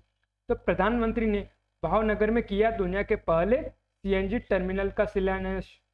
सूरत को बताया मिनी हिंदुस्तान, कहा यहाँ के व्यापारी करोड़ों को रोजगार दे रहे हैं। तो प्रधानमंत्री नरेंद्र मोदी ने गुजरात विधानसभा चुनाव से पहले 2 दिवसीय तूफानी दौरे के पहले दिन शुक्रवार को सूरत, भावनगर, अहमदाबाद में कई कार्यक्रमों में हिस्सा लिया। मोदी ने सूरत को जहां मिनी हिंदुस्तान बताया, वहीं भावनगर में दुनिया के पहले सीएनजी टर्मिनल का शिलान्यास करते हुए कहा कि गुजरात के पास लंबा समुद्री किनारा है जो भारत के आत्मनिर्भर बनने और उसके विकास का द्वार है। यह देश के आयात और निर्यात में अहम भूमिका निभाता है। आजादी के बाद दशकों तक तटीय विकास पर पूरा ध्यान नहीं दिए जाने के कारण समुद्री किनारे लोगों के लिए चुनौती बन गए हैं। बीते 2 दशकों में समुद्री किनारे के विकास के लिए हमने ईमानदारी से प्रयास किया है, ऐसा पीएम का कहना है। उन्होंने कहा कि गुजरात का समुद्री किनारा आज वैश्विक ऊर्जा का बड़ा स्रोत बन गया है। यह हाइड्रोजन इकोसिस्टम का पर्याय बनकर उभरा है। भावनगर का ये पोर्ट आत्मनिर्भर भारत के निर्माण में बड़ी भूमिका निभाएगा और रोजगार के नए अवसर पैदा करेगा। यहाँ भंडारण, ट्रांसपोर्टेशन और लॉजिस्टिक से जुड़े व्यापार कारोबार का विस्तार होगा। देश का कोई राज्य ऐसा नहीं जहाँ का व्यक्ति सूरत में नहीं रहता हो। सूरत के व्यापारी देश के करोड़ों लोगों को रोजगार दे रहे हैं। उन्होंने कहा कि सूरत देश के स्वच्छ शहरों में से एक है। सूरत पब्लिक पार्टनरशिप के श्रेष्ठ उदाहरणों में से एक है। यहाँ पर उन्होंने बायोडाइवर्सिटी का भी जिक्र किया कि यहाँ पर बायोडाइवर्सिटी का पार्क बनाया जाएगा। ऐसे होगा विश्व का पहला सीएनजी टर्मिनल। तो अब देखते हैं हम सीएनजी टर्मिनल से संबंधित बातों को। तो विकास के पथ पर गतिमान भारत एक और उपलब्धि हासिल करने के लिए तरफ बढ़ चुका है। गुजरात के भावनगर में विश्व का पहला सीएनजी टर्मिनल बनने जा रहा है। मोदी जी ने इस महत्वाकांक्षी परियोजना का शिलान्यास किया। तो आप समझ लेते हैं कि जो परियोजना है ये गुजरात के साथ देश के जो उत्तर और पश्चिमी क्षेत्रों को किस तरह से लाभ पहुंचाएगी। तो यह होगा लाभ। तो जिस भावनगर पोर्ट पर यह टर्मिनल बनेगा वह डोलेरा विशेष निवेश क्षेत्र यानी स्पेशल इकोनॉमिक जोन के निकट है। इस विशेष क्षेत्र में स्थापित उद्योगों को सीएनजी टर्मिनल से सीधा लाभ मिलेगा। इस परियोजना के पूरे होने के बाद देश के उत्तरी पश्चिमी क्षेत्रों में स्थापित उद्योग व्यापार को भी लाभ मिलेगा। भावनगर पोर्ट रेल व सड़क मार्ग के माध्यम से देश के इन क्षेत्रों से सीधे जुड़ हुआ है। इस कारण नए टर्मिनल से भी उत्पाद तेजी से इन क्षेत्रों में पहुंचाए जा सकेंगे। 2 विदेशी एक स्वदेशी कंपनी से इसका निर्माण किया जा रहा है। तो इस अहम परियोजना के निर्माण में 3 कंपनियां जुड़ी हुई हैं। Gujarat maritime board Bhavnagar port का संचालन करता है। टर्मिनल गुजरात सरकार की बूट यानी build on operate and transfer नीति के अंतर्गत बनेगा। कंसोर्टियम ने टर्मिनल का संचालन वर्ष 2026 तक आरंभ करने का लक्ष्य रखा है। कार्गो क्षमता 15 लाख मीट्रिक टन प्रतिवर्ष होगी। टर्मिनल के प्रमोटर संयुक्त अरब अमीरात की कंपनियों रेक और रास एल खेमा के साथ सीएनजी की आपूर्ति और सीएनजी निर्यात टर्मिनल के विस्तार पर पहले ही समझौता कर चुके हैं। विश्व की 4थी सबसे बड़ी लॉक गेट प्रणाली। तो सीएनजी टर्मिनल पर विश्व की 4थी सबसे बड़ी लॉक गेट प्रणाली बनाई गई है। जिसकी किसी पोर्ट पर लॉक गेट प्रणाली से तात्पर्य ऐसी व्यवस्था से है जो समुद्र में ज्वार यानी हाई टाइड के समय आने वाले सिल्ट को पोर्ट के बेसिन तक पहुंचने से रोक दे। भावनगर के सीएनजी टर्मिनल पर जो लॉक गेट प्रणाली लगाई जाएगी वह बड़ी मात्रा में सिल्ट को रोकने में सक्षम होगी। इससे पोर्ट बेसिन की सफाई का खर्च बचेगा। टर्मिनल में ये होगी सुविधाएं। तो सीएनजी टर्मिनल में अत्याधुनिक कंटेनर टर्मिनल, बहुउद्देशीय टर्मिनल, रो यानी roll on roll of terminal और लिक्विड टर्मिनल भी होंगे। रो टर्मिनल से मालवाहक जलयान यहाँ पहुंचकर कार और ट्राली सरी के पहिए वाले सामान आसानी से उतार और चढ़ा सकेंगे। ये एक ब्राउनफील्ड परियोजना है। ब्राउनफील्ड परियोजना का मतलब होता है कि जो पहले से ही स्थापित किसी संरचना में सुधार के तौर पर विकसित किया जा रहा है, उसे हम ग्रीन ब्राउनफील्ड प्रोजेक्ट कहते हैं। भावनगर पोर्ट पर वाहनों के स्क्रैपिंग यार्ड और कंटेनर निर्माण की व्यवस्था भी की जाएगी। अब इस परियोजना का लाभ क्या मिलेगा? तो इस परियोजना से व्यावसायिक गतियों को लाभ होने के साथ ही टर्मिनल बनने के बाद रोजगार भी सृजन होगा। स्वच्छ ऊर्जा को बढ़ावा मिलेगा। देश में वाहनों में स्वच्छ ईंधन के प्रयोग को प्राथमिकता दी जा रही है। इस क्रम में ये टर्मिनल सीएनजी जैसे अपेक्षाकृत स्वच्छ ऊर्जा की आपूर्ति का स्रोत बनेगा। तो अब हम यहाँ पर जो देखते हैं कि यहाँ किस किस की बात की गई, एक तो बोट की बात की गई, यानी build on operate and transfer की बात की, इसको देखने का प्रयास करेंगे। बायोडाइवर्सिटी को देखने का प्रयास करेंगे। पब्लिक प्राइवेट पार्टनरशिप को देखेंगे। हाइड्रोजन के बारे में देखेंगे कि इसका उपयोग कहाँ होता है। फिर हम जो भावनगर पोर्ट है उसको देखने का प्रयास करेंगे, और जो देश के मेजर पोर्ट्स हैं उनको भी देखने का प्रयास करेंगे। फिर जो यहाँ पर लॉक गेट प्रणाली की बात की, इसको भी देखने का प्रयास करेंगे। तो आइए देखते हैं अब इनको। सीएनजी के बारे में बात कर लेंगे हम। तो आप इस GIF फाइल से समझने का प्रयास कीजिए कि किस तरह से जो लॉक गेट प्रणाली है वो काम करती है। अब यहाँ पर जो सिल्ट है उसको रोकने का प्रयास किया जा रहा है। फिर रोकने के बाद जब इकट्ठी हो जाती है तो उसे निकाल दिया जाता है समुद्र में वापस। तो इस तरह से लॉक गेट प्रणाली काम करिए। एक अन्य पिक्चर के थ्रू समझने का प्रयास कीजिए आप कि किस तरह से जो लॉक गेट सिस्टम है वो काम करता है। तो ये पनामा का दिखा हुआ कि यहाँ से एंटर किया अटलांटिक ओशन, ये Colon city, future third set of locks. फिर यहाँ से जैसे आगे एंटर करेगा तो सेंट्रल बीच। फिर यहाँ से फिर ये इसको पीछे से गेट लगा दिया, पानी नीचे उतरा, फिर ये नीचे आगे बढ़ा, फिर ऐसे करते करते ये आगे ट्रांसफर होता जाएगा। तो इस पिक्चर से आप समझने का प्रयास कर रहे हैं कि किस तरह से जो पनामा का जो लॉक गेट सिस्टम है वो काम करता है।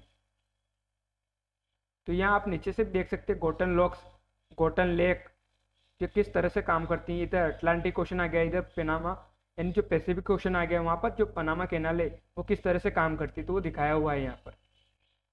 Build operate and transfer. तो इस पिक्चर से आप समझने का प्रयास कीजिए कि किस तरह से जो बिल्ड ऑपरेट और ट्रांसफर का मॉडल काम करता है। तो पहले तो किसी प्रोजेक्ट को बनाया जाएगा, उसके बाद उसको ऑपरेट करेंगे तो उससे क्या होगा, जो उन्होंने निवेश किया है उससे उनको रिटर्न मिलेगा, और जब उन्होंने जो निवेश किया उसका रिटर्न मिलने के बाद वो वापस ट्रांसफर कर देंगे। अब ट्रांसफर किसको करेंगे, तो गवर्नमेंट को ट्रांसफर कर सकते हैं।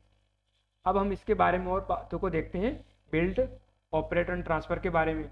अभी दिखा हुआ बिल्ड ऑपरेट एंड ट्रांसफर, तो बिल्ड का मतलब क्या है, एक तरह से न्यू सिनेरियो, मतलब एक नई संभावना मतलब नई संभावनाओं की तलाश की है एक तरह से। एक reduce management overhead, increase flexibility यानी लचीलापन को इंक्रीज करेगा, कंट्रोल कॉस्ट यानी जो लागत है उसको नियंत्रित करेगा। फिर ऑपरेट क्या है, तो programme management, development and maintenance, fully operating subsidiary, फिर इंक्रीज सिक्योरिटी। अब जब ये सब होने के बाद फिर आएगा ट्रांसफर, तो पोस्ट ट्रांसफर यानी बाद में इसको ट्रांसफर कर दिया जाएगा। मैनेजमेंट सपोर्ट, लोअर कॉस्ट, और start small and scale as needed, जिस तरह की जरूरत है उस तरह का इसे स्टार्ट किया जा सकता है। रिड्यूस एट्रिक्शन, तो इस तरह से हमने देखना है कि जो बिल्ड ऑपरेट और ट्रांसफर है वो काम करता है। तो इसमें सीधी सी बात है कि कोई भी कंपनी होगी और सरकार से एग्रीमेंट करेगी कि हाँ हम इस प्रोजेक्ट को बनाना चाहते हैं, अब वो कंपनी प्रोजेक्ट को बनाएगी, उसे कंपनी को प्रोजेक्ट को पूरा करने के बाद अब उसने जो पैसा लगाया उसको निवेश किया उसका रिटर्न भी चाहिए। तो सरकार से कॉन्ट्रैक्ट करने के बाद सरकार बोलती है कि आपने जो निवेश किया है आप इस प्रोजेक्ट को ऑपरेट कीजिए। कितने समय के लिए, वो सब शर्त निर्धारित रहती है कि आपने जब 3 साल जितना भी पैसा लगाया उसको 3 साल या 4 साल के बाद ऑपरेट कीजिए, और आपने जो निवेश किया उसका रिटर्न मिलने के बाद वापस हमें सुरक्षित और सही सलामत में ये प्रोजेक्ट है ट्रांसफ़र कर दीजिए। फिर उसके बाद सरकार इसको ऑपरेट करने लग जाती है। तो इस तरह से बिल्ड ऑपरेट और ट्रांसफ़र जो पॉलिसी है वो काम करती है। अब हम सीएनजी के बारे में देख लेते हैं। सीएनजी के फैक्ट्स, तो एक तरह से ये रिलायबल होती हैं, इको फ्रेंडली होती हैं, कन्वीनियंस होती हैं, इकोनॉमिकली वाइबल होती हैं, यानी एक पॉकेट एक्सपेंडिचर के अंदर आ सकती हैं, और ये एक सेफ भी होती हैं। तो इस तरह से हमें इसके फैक्ट्स को देखना था। अब एक अन्य पिक्चर के थ्रू समझने का प्रयास करते हैं कि बायो सीएनजी है वो किस तरह से काम करती है। तो यहाँ पर दिखा हुआ है ऑर्गेनिक वेस्ट, काउ डंग और एनर्जी जो क्रॉप से है, यानी जो क्रॉप्स के रेसिड्यू या अवशिष्ट बचे रहते हैं, फिर उनको फीडिंग मिक्सर होता है उसमें डाला जाता है। फिर इस मिक्सर के बाद जो लिक्विड स्लरी होता है यानी जो वेस्ट होता है उसको वापस जो फसल है उसके लिए पहुंचा दिया जाता है, जहां वो खाद के रूप में इस्तेमाल कर लिया जाता है। फिर उसके बाद जो फीडिंग मिक्सर में लिक्विड स्लरी के बाद जो बचा रहता है उसको ले जाया जाता है कहाँ, डाइजेस्टर में। तो डाइजेस्टर में क्या होता है कि जो बायो सीएनजी प्यूरिफिकेशन सिस्टम लगा होता है जो उसको निर्माण करता है किसका, बायो सीएनजी का। फिर बायो सीएनजी का निर्माण होने के बाद वो एक तो बायो सीएनजी कंपोजर में जाती है, फिर उसके बाद bio CNG for house hold यानी जो कंजप्शन के लिए जाती है, फिर बायो जो सीएनजी उसको इलेक्ट्रिसिटी के लिए इस्तेमाल किया जाता है। तो यहाँ पर दिखा हुआ है कि किस तरह से जो रॉ मटेरियल है फिर उनकी प्रोसेसिंग हो रही है, प्रोसेसिंग होने के बाद किस तरह से वो जो कंज्यूमर है उस तक पहुँचा जा रही है। यहाँ पर बायो सीएनजी कंप्रेसर की बात की तो ये बायो सीएनजी फिलिंग स्टेशन पर जाएगी जहाँ से वाहनों में जो सीएनजी है उसको डाला जाएगा। तो इस तरह से सीएनजी का इस्तेमाल यहाँ पर हो गया कारों में, फिर सीएनजी का इस्तेमाल हाउस होल्ड में इस्तेमाल कर लिया गया है, इधर इलेक्ट्रिसिटी बनाने में इसका इस्तेमाल कर लिया गया है। तो इस तरह से हमें देखना है कि बायो सीएनजी का जो प्रोजेक्ट है वो किस तरह से काम करता है। अब वहाँ पर जो हाइड्रोजन इकोसिस्टम की बात की तो देख लेते हैं कि हाइड्रोजन का इस्तेमाल कहाँ कहाँ होता है। तो हाइड्रोजन का इस्तेमाल रिफाइंड क्रूड में या शेल में, ऑयल में जो इंडस्ट्री है वहाँ पर इसका इस्तेमाल किया जाता है। इसका इलेक्ट्रिसिटी में इस्तेमाल किया जाता है, इसको एनर्जी स्टोर में इस्तेमाल किया जाता है, इसका रिन्यूएबल एनर्जी की तरह भी इस्तेमाल किया जाता है। हाइड्रोजन का फर्टिलाइजर में, कंज्यूमर प्रोडक्ट्स बनाने में, जो फूड होता है उनकी शेल्फ स्टेबल के लिए भी इसका इस्तेमाल किया जाता है। इसका इस्तेमाल जो फार्मास्यूटिकल है, मेडिकल है, केमिकल में भी इसका इस्तेमाल किया जाता है। इसका जो मैन्युफैक्चरिंग इंडस्ट्री है, इलेक्ट्रॉनिक्स है, मेटल इंडस्ट्री है, ग्लास इंडस्ट्री है, चिप इंडस्ट्री, वहाँ पर भी हाइड्रोजन का इस्तेमाल किया जाता है। तो इस तरह से हमें एक हाइड्रोजन का ओवरव्यू लेना था कि जो हाइड्रोजन इतनी महत्वपूर्ण क्या, क्योंकि इसका इस्तेमाल कहाँ कहाँ किया जा रहा है। तो इससे हमें समझ में आता है कि इसकी महत्ता है, इसलिए इसका इस्तेमाल भी और इसका उत्पादन बढ़ाने पर भी जोर दिया जा रहा है सरकार द्वारा। अब जो पब्लिक प्राइवेट पार्टनरशिप की बात की तो उसको देख लेते कि वो क्या है। तो पब्लिक इन्वेस्टमेंट और पब्लिक रिटर्न, प्राइवेट इन्वेस्टमेंट और प्राइवेट रिटर्न, तो इसी से जो मॉडल बनता है उसको बोलते हैं पब्लिक प्राइवेट पार्टनरशिप, यानी पब्लिक और प्राइवेट दोनों मिलकर काम करेंगे साझेदारी के साथ। अब हम देखते हैं जो पब्लिक प्राइवेट पार्टनरशिप है उसके बेनिफिट और डिसएडवांटेज यानी नुकसान क्या है। तो पहले हम फायदों को देखते हैं। तो ये पूरी तरह से सार्वजनिक या पूरी तरह से निजी पहल की तुलना में बेहतर बुनियादी ढांचा प्रदान करता है। परियोजनाओं को तेजी से पूरा करना और बुनियादी ढांचा परियोजनाओं में देरी को कम करता है। ROI यानी रिटर्न ऑफ इन्वेस्टमेंट पारंपरिक या सभी निजी या सभी सरकारी प्रतिभूति वाली परियोजनाओं से अधिक होता है। परियोजनाओं की व्यवहार्यता का निर्धारण करने के लिए यानी उसकी जो फिजिबिलिटी है उसका निर्धारण करने के लिए जोखिमों का शीघ्र मूल्यांकन किया जाता है। तो ये इसके फायदे होते हैं। अब हम इसके नुकसान को देख लेते हैं। तो ये सरकारी खर्च को बढ़ा देता है। दूसरा है कि लागत प्रभावी भागीदारी के लिए आवश्यक प्रतिस्पर्धात्मकता को सीमित करता है। तीसरा है कि परियोजनाओं के लाभ अनुमानित जोखिम, प्रतिस्पर्धा के स्तर और परियोजनाओं की जटिलता और दायरे के आधार पर भिन्न हो सकते हैं। अगर साझेदारी में विशेषज्ञता निजी पक्ष पर भारी पड़ती है तो सरकार एक अंतर्निहित नुकसान में है। इस तरह से हमें इसके प्रोस और कॉन्स को देखना था, यानी जो बेनिफिट्स है और डिसएडवांटेज है वो क्या है। तो इस तरह से हमें जो पब्लिक प्राइवेट मॉडल है उसको समझना था। तो यहाँ पर एक रूट दिखाया हुआ है, Mumbai Ahmedabad bullet train route, जो अभी गुजरात में जो वंदे भारत ट्रेन का भी प्रोजेक्ट चल रहा है कि किस तरह से गुजरात और महाराष्ट्र को जोड़ा जाए। तो यहाँ पर वो रूट दिखाया हुआ कि किस तरह से अहमदाबाद, वडोदरा, सूरत के बाद विराट, थाने और बांद्रा कुर्ला कॉम्प्लेक्स तक ये जो बुलेट ट्रेन है उसका जो रूट है वो दिखाया होगा, किस तरह से इन दोनों राज्यों को कनेक्टिविटी दी जाएगी एक बुलेट ट्रेन के थ्रू। तो ये मॉडल हमने देखा। उसके बाद हम देखते हैं जो स्पेशल जोन की बात की थी, डोलेरा स्पेशल इकोनॉमिक जोन, तो वो कहाँ पर अवस्थित है। तो यहाँ पर आप देखने का प्रयास कीजिए। तो ये दिखाया हो कि डोलेरा, ये कांडला, ये मुंद्रा पोर्ट को दिखाया हुआ है, ये DMC को दिखाया हुआ है, ये वाले मतलब लाल कलर में ये इन्वेस्टमेंट रीजन को दिखाया हुआ है, और ये जो दिखाया हुआ लाल कलर में ये इन्वेस्टमेंट एरिया को दिखाया, ये अहमदाबाद को दिखाया, ये वडोदरा को, ये सूरत को। अब हम इसको एक अंजी मैप के थ्रू समझने का प्रयास करते हैं कि जो भावनगर है वो कहाँ पर है, गुजरात में। तो ये गुजरात का मैप दिखाया हुआ है। तो इसमें दिखाया हुआ है कि ये अमरेली है और ये भावनगर है, यहाँ पर दिखाया हुआ है। इसके ऊपर इधर राजकोट आ गया है, इधर अहमदाबाद आ गया है, इधर जूनागढ़, पोरबंदर, जामनगर, इधर जो कच्छ वाला चित्र दिखाया है लिटिल रन ऑफ कच्छ को दिखाया हुआ है। और जो हम धौलपुर स्पेशल इकोनॉमिक जोन की बात कर रहे थे तो वो यहीं पर अवस्थित है। ये सूरत की बात हो गई अभी। तो इस तरह से हमको इसको मैप को देखना था कि किस तरह से जो मॉडल है वो काम करेगा आने वाले समय में गुजरात में। अब वहाँ पर जो पोर्ट का जिक्र आया तो हम देख लेते हैं कि भारत के जो मेजर पोर्ट्स है वो कौन कौन से। तो इस पिक्चर के थ्रू आप देखने का प्रयास कीजिए कि किस तरह से जो पोर्ट्स है वहाँ पर शिप आकर रुकती हैं, किस तरह से उसमें लैंड किया जाता है। इस जीआईएफ फाइल से आप समझने का प्रयास कीजिए कि किस तरह से एक शिप में लोड होती है, अनलोडिंग होती है, सामानों को किस तरह से कंटेनर को डाला जाता है, किस तरह से उसका ट्रांसपोर्टेशन किया जाता है। तो इस पिक्चर से आप कुछ समझने का प्रयास कीजिए। अब हम देख लेते हैं कि जो मेजर पोर्ट्स है इंडिया के वो कहाँ कहाँ हैं। तो मुंद्रा, कांडला, जामनगर ये कहाँ के हो गए, तो गुजरात के पोर्ट्स हो गए। फिर मुंबई, फिर गोवा, बेंगलुरु, फिर कोच्चि, तूतीकोरन, चेन्नई, विशाखापट्टनम, पारादीप, कोलकाता, हल्दिया। तो ये कहाँ के हो गए, कोलकाता और हल्दिया वाले। तो ये पश्चिम बंगाल के पोर्ट हो गए। पारादीप कहाँ का हो गया, तो उड़ीसा का। विशाखापट्टनम कहाँ का हो गया, तो आंध्र प्रदेश का है। चेन्नई, तूतीकोरन ये तमिलनाडु वाले हो गए। ये कोचिन केरला का है। मंगलुरु कर्नाटक वाले क्षेत्र का, ये गोवा में। ये मुंबई वाला पोर्ट हो गया। इस तरह से दिखाऊंगा कि ये आर्टिफिशियल पोर्ट्स बनाए हुए हैं। तो इस साइड ज़्यादातर आर्टिफिशियल पोर्ट दिखेंगे आपको और इस साइड आपको ज़्यादातर नेचुरल पोर्ट दिखेंगे। तो इसको आप सोचने का प्रयास कीजिए कि इसी साइड क्यों नेचुरल, इस साइड क्यों नहीं है। तो इसको आपको कुछ ज्योग्राफी में जब आप भारत का फिजिकल मैप देखने का प्रयास करेंगे तो उसमें आपको समझ में आएगा कि क्यों इस तरफ आर्टिफिशियल है और इस तरफ ज़्यादातर नेचुरल पोर्ट से बने हुए हैं। तो अब देखते हैं हम अगली खबर को। इनोवेशन इंडेक्स में भारत 40वें स्थान पर। तो जीएसटी इकोनॉमी से जोड़कर देख सकते हैं। तो नवाचार यानी इनोवेशन की दुनिया में भारत लगातार लोहा मनवा रहा है। वर्ष 2022 के ग्लोबल इनोवेशन इंडेक्स में भारत 40वें स्थान पर पहुंच गया है, जबकि पिछले साल 46वें पायदान पर था। वर्ष 2015 में इनोवेशन रैंकिंग में भारत 81वें स्थान पर था। सबसे बड़ी बात यह है कि लोअर मिडिल इनकम ग्रुप यानी निम्न मध्यम आय वर्ग के समूह में कि ग्लोबल इनोवेशन इंडेक्स में भारत पहले स्थान पर पहुंच गए हैं। इस ग्रुप में दुनिया के 36 देशों को शामिल किया गया है। ग्लोबल इनोवेशन इंडेक्स संयुक्त राष्ट्र की agency world intellectual property organisation के हर साल जारी करती हैं।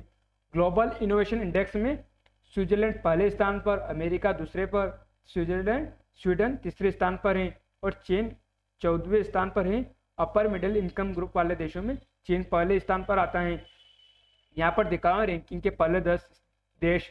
तो स्विट्जरलैंड पहले पे हो गया, अमेरिका दूसरे पे और स्वीडन तीसरे स्थान पर। इनोवेशन की दुनिया में भारत की रैंकिंग यह दर्शा रही है कि हमारा देश इनोवेशन का हब बनता जा रहा है।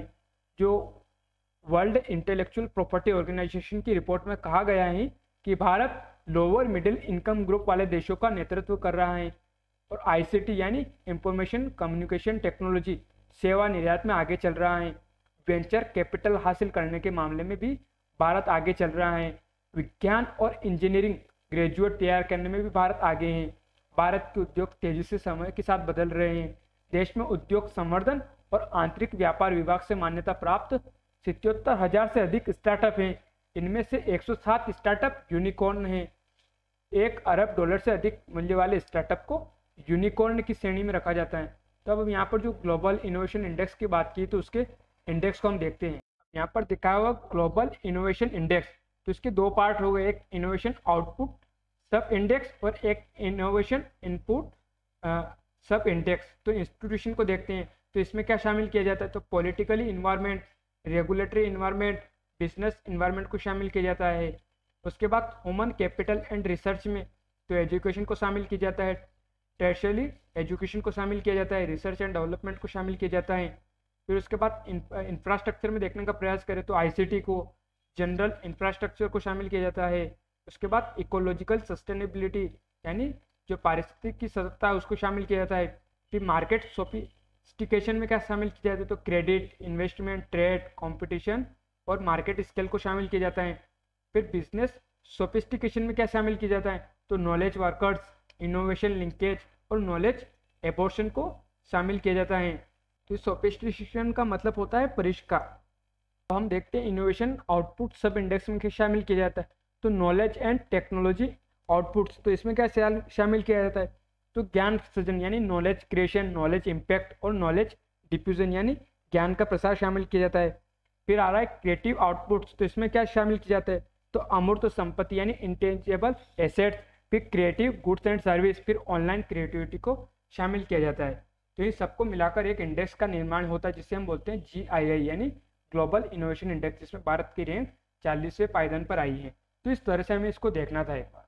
अब बढ़ते हैं हम अगली खबर पर।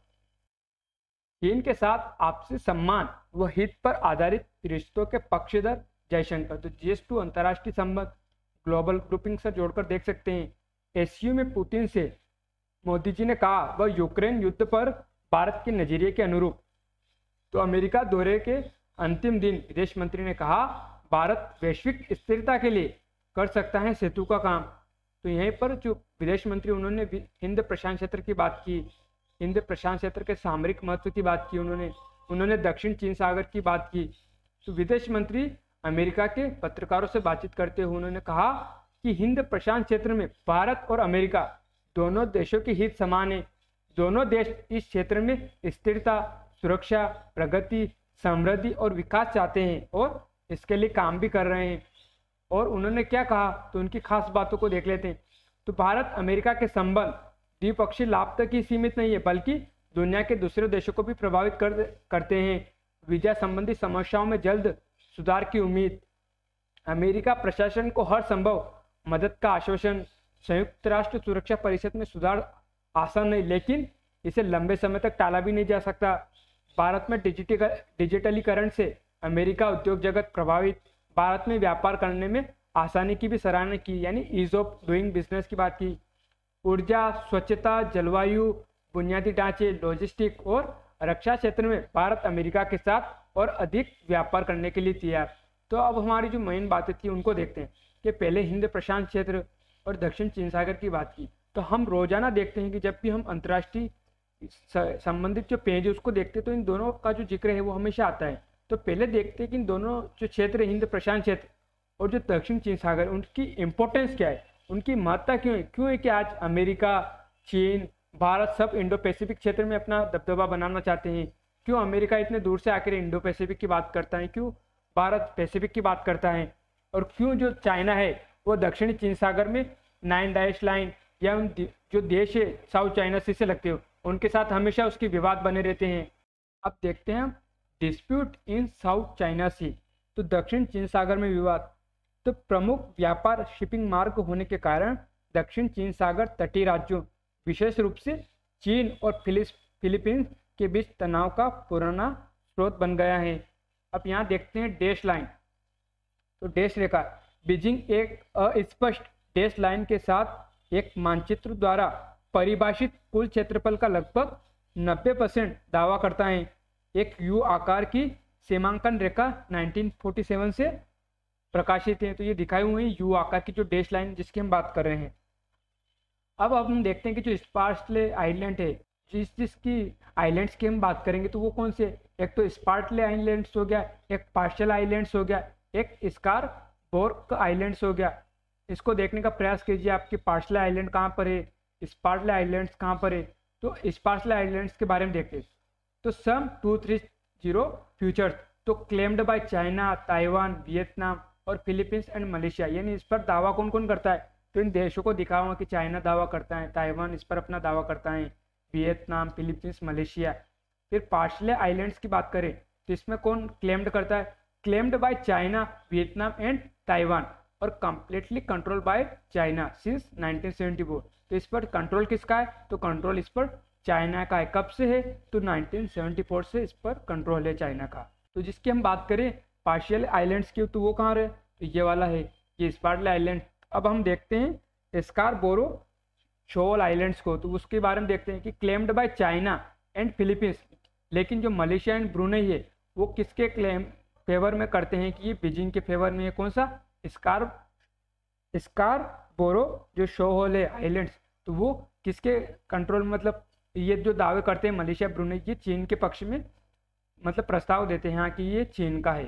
तो इस तरह से हमें देखना है कि 9 डैश लाइन को भी देखने का प्रयास कीजिए आप यहीं पर। ये साउथ चाइना सी, ये मलक्का स्टेट, ये मलेशिया, वियतनाम, कंबोडिया, ये लाओस, ये थाईलैंड वाला क्षेत्र हो गया, इंडोनेशिया, मलेशिया, ब्रुनेई वाला क्षेत्र, ये ताइवान वाला क्षेत्र है, फिलीपींस। तो यहीं पर इनके बीच में विवाद चलता रहता है। अब हम देखते हैं अनक्लोज को देखने का प्रयास करते हैं। अब इसमें 9 डैश लाइन की बात की जाती तो आप गिन सकते हैं 1 2 3 4 5 6 7 8 9। तो ये 9 डैश लाइन होगी। अब क्यों खींची गई, तो इसका भी हम नीचे रीजन देख लेंगे अभी। तो अनक्लोज एंड EEZ यानी exclusive economic zone, the United Nation convention on the law of the sea यानी UNCLOS concluded in 1982 came into force in 1994।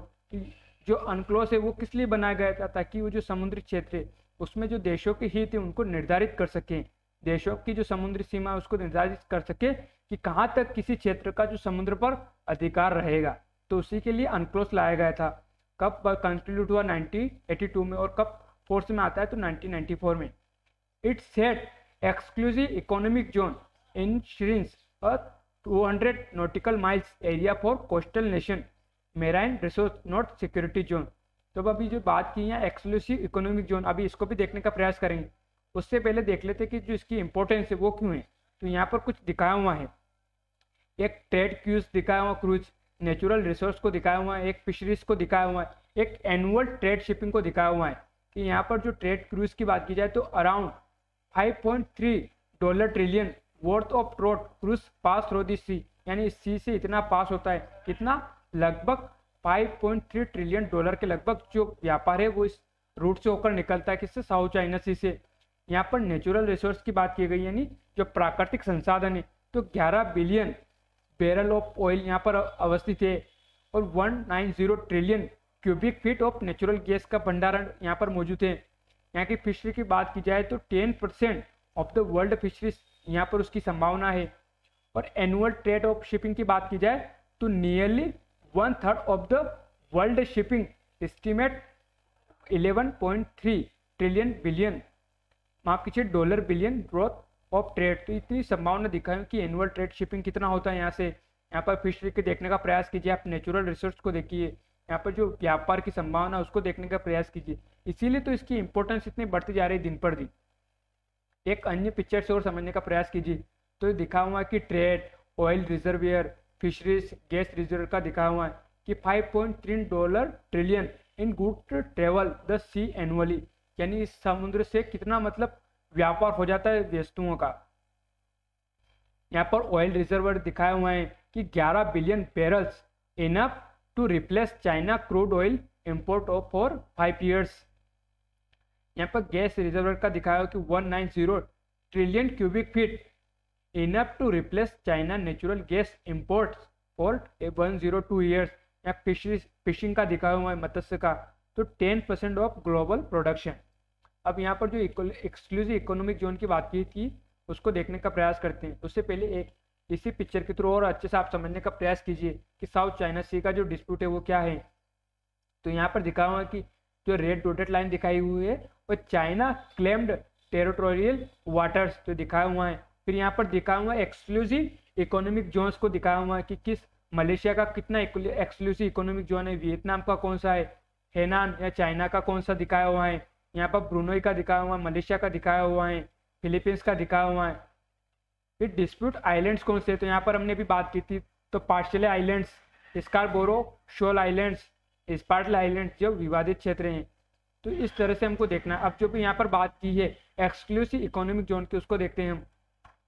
तो आप इस पिक्चर से देखने का प्रयास कीजिए, ये लैंड, ये कॉन्टिनेंटल शेल्फ को दिखाया हुआ है और ये समुद्र वाला क्षेत्र हो गया है। अब यहाँ से जो टेरिटोरियल सी है 12 नॉटिकल माइल्स तक फ्रॉम बेस लाइन, तो बेस लाइन से जो 12 नॉटिकल माइल्स तक क्या हो गया, तो टेरिटोरियल सी हो गया।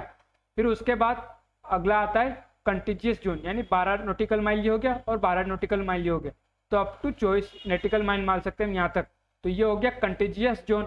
फिर उसके बाद आता है exclusive economic zone up to 200 nautical mile from base line, तो बेस लाइन से 200 नॉटिकल माइल तक क्या हो गया, तो EEZ हो गया। फिर 200 नॉटिकल के माइल के बाद हाई सी आ जाता है, यानी एक तरह से डीप सी बेट आ जाता है। तो इस तरह से हमको इसको देखना था। अब हम इंडो पैसिफिक क्षेत्र की बात कर लेते हैं। अब हम इंडो पैसिफिक क्षेत्र उसकी इंपॉर्टेंस को देखने का प्रयास करते हैं। तो Indo Pacific produce almost 60% of global GDP, तो लगभग विश्व की 60% GDP को प्रोड्यूस करता है। अब यहाँ पर दिखा हो कि the Indo Pacific is home to 3 of the 4 largest economy outside the EU, तो चाइना, जापान, इंडिया यहीं पर अवस्थित है इंडो पैसिफिक क्षेत्र में। यहाँ पर दिखा हुआ कि जो इंडो पैसिफिक है कंट्रीब्यूट 2/3 ऑफ ग्लोबल ग्रोथ, तो ग्लोबल ग्रोथ में यानी जो वैश्विक वृद्धि उसमें कितना योगदान देता है, तो 2/3 इतना योगदान देता है। यहाँ पर दिखा हुआ कि बाय इंडो पैसिफिक बाय 2030 यानी 2030 तक 90% of 2.4 billion new middle class member will be come from this region. यहाँ पर दिखा हुआ है कि जो इंडो पैसिफिक क्षेत्र है वो डिजिटल अर्थव्यवस्था और तकनीकी विकास में भी सबसे आगे हैं।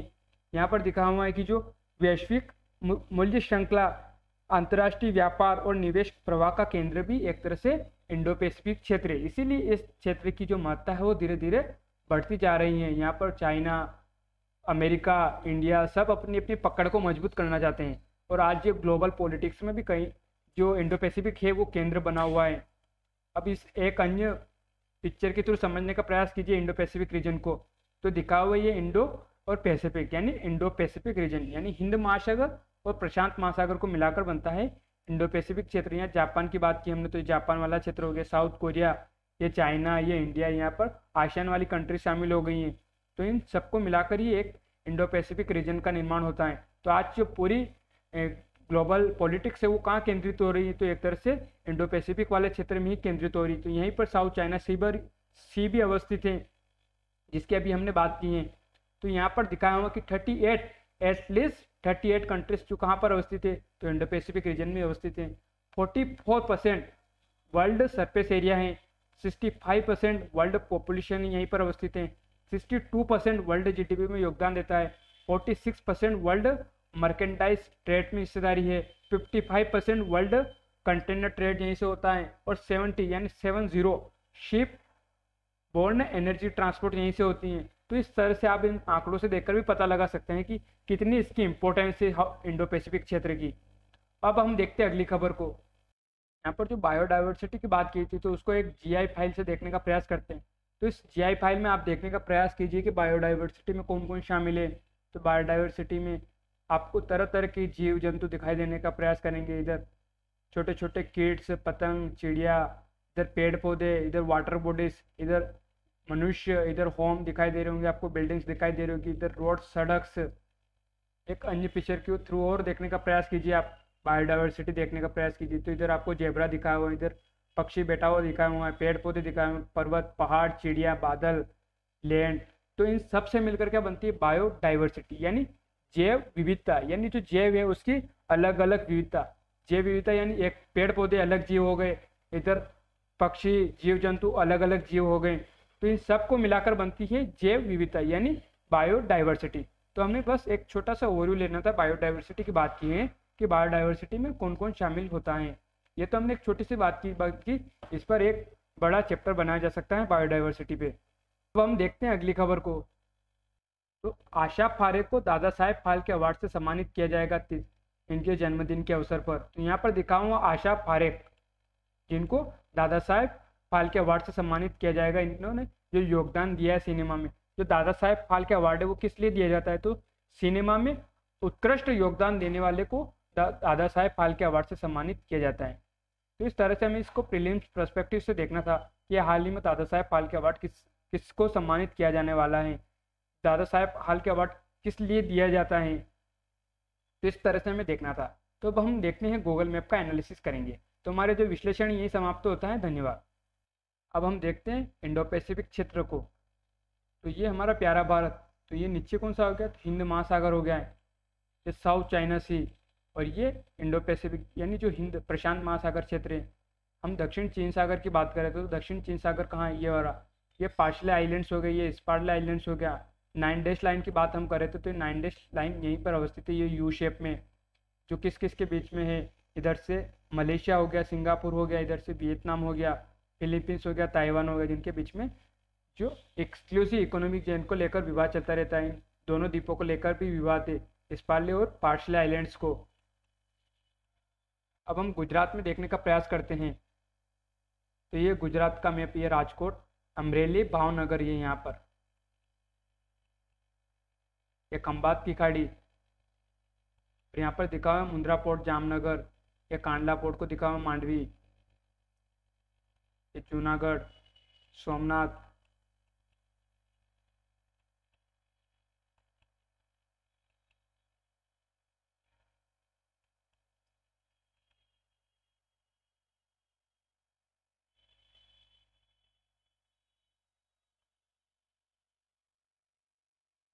हम गूगल अर्थ से देखने का प्रयास करते हैं गुजरात की मैप को।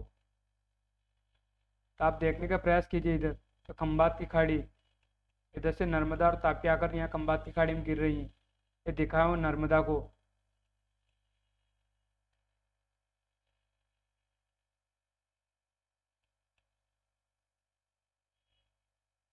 साबरमती और माही नदी भी इधर गुजरात में से होकर जो अरब सागर उसमें जाकर गिरती है। ये सूरत वाला क्षेत्र हो गया। ये ताप्ती नदी के दक्षिण में अवस्थित हो गया है, ये दिखाया हुआ है यहाँ पर ताप्ती नदी और ये सूरत वाला क्षेत्र।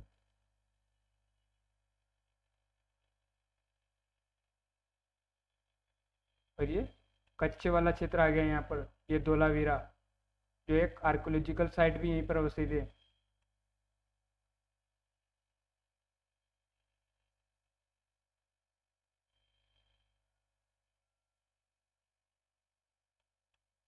तो हमारा जो विश्लेषण है ये समाप्त करते हैं। धन्यवाद।